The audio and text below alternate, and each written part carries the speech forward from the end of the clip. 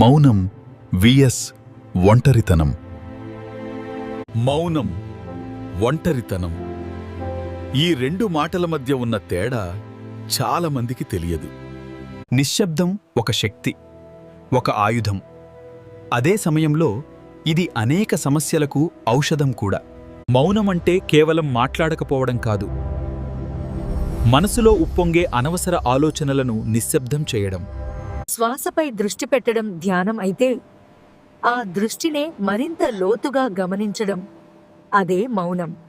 మౌనం అనేది స్పౌనం, మనతో మనం చేసే ఒక అంతర్గత యుద్ధం.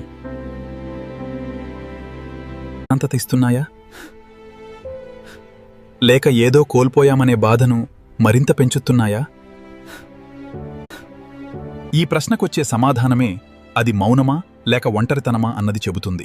మౌనాన్ని అర్థం చేసుకోండి, జీవితం మారుతుంది. జీవితం మారుతుంది. ఈ ప్రశ్నకు వచ్చే సమాధానమే అది మౌనమాట లేక ఒంటరితనమా అన్నది చెబుతుంది.